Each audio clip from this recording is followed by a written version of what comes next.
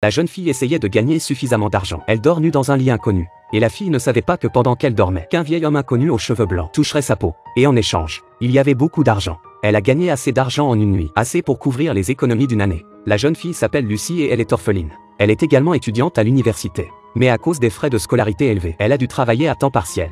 Serveuse dans un hôtel, téléphoniste dans une entreprise. Elle est même allée à l'hôpital pour tester des médicaments avec les médecins, comme un cobaye. De retour chez elle, Lucie a dû prendre sur elle de nettoyer la maison, pour alléger le poids du loyer. Le soir, elle portait des vêtements sexy et allait dans des boîtes de nuit. L'homme dans le club qui payait le plus d'argent. Elle le suivait jusqu'à la maison. Mais les difficultés de la vie n'ont pas écrasé la Lucie au caractère bien trempé. Ce jour-là, elle se rendit à la cabine téléphonique et sortit un journal de son sac. Il y avait un emploi bien rémunéré dans le journal et elle a été séduite. Lucie a appelé et toutes ses exigences ont été satisfaites. Elle a trouvé un emploi qu'elle pouvait satisfaire de son propre chef. Et c'est ce qui s'est passé. Lucie est arrivée au lieu de l'entretien dans une petite robe sexy.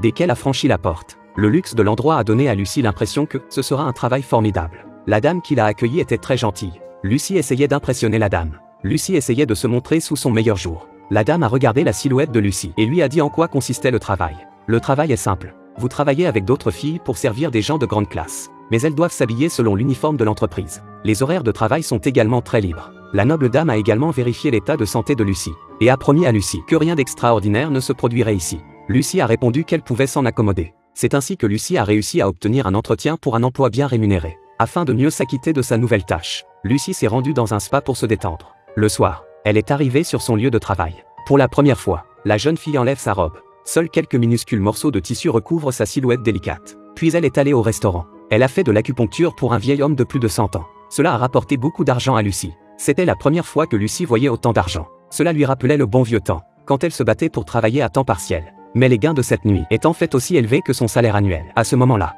Lucie était même un peu folle. Elle a pris 100 $ et les a brûlés. Après cela, sa personnalité a un peu changé. Elle n'a plus vécu dans une chambre partagée bon marché. Elle a emménagé dans un appartement luxueux. Pendant la journée, elle dormait par terre au travail.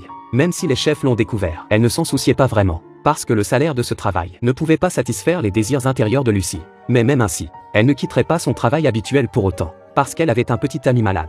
Elle savait que son travail bien rémunéré pourrait être perdu un jour. Le petit ami de Lucie est lui aussi orphelin. Ils partagent une expérience commune.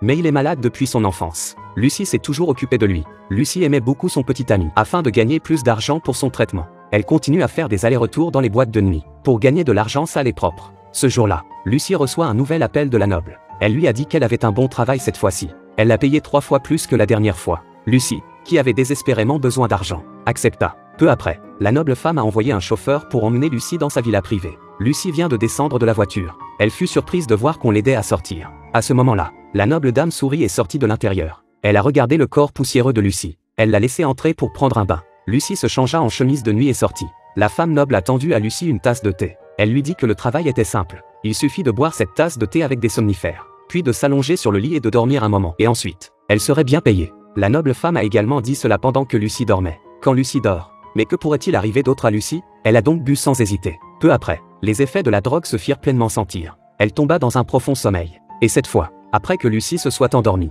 un homme de 80 ans entra. La noble femme vit que le vieil homme était un peu nerveux. Elle l'a rassuré en lui disant qu'il n'y avait pas de caméra. Personne ne saurait ce qui se passe ici. Mais elle a dit au vieil homme qu'il pouvait dormir. Il ne doit rien faire qui sorte de l'ordinaire. La dame a ensuite quitté la pièce. Et le vieil homme était impatient de se déshabiller. Il s'endormit avec Lucie dans les bras. Le lendemain, Lucie est sortie de la villa. Elle ne sait toujours pas ce qui s'est passé hier soir. Son corps n'a pas changé. Mais quand elle a vu les revenus, elle a senti que tout ce qu'elle avait fait en valait la peine.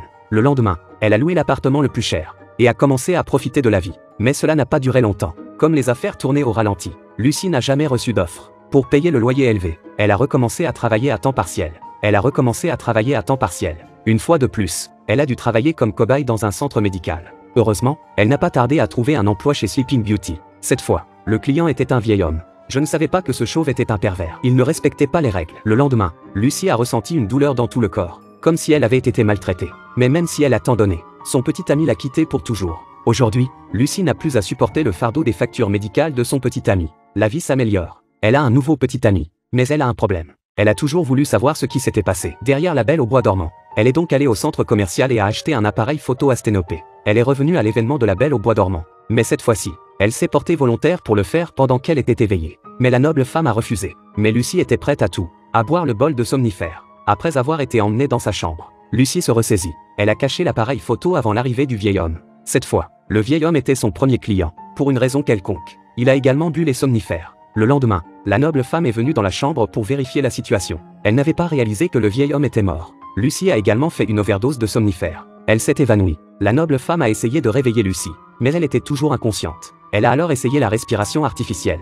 Mais Lucie s'est réveillée. Quand elle a vu le vieil homme mort à côté d'elle, elle a poussé un cri de terreur. Le film se termine sur ces cris. Personne ne sait ce qui a été enregistré sur le sténopé.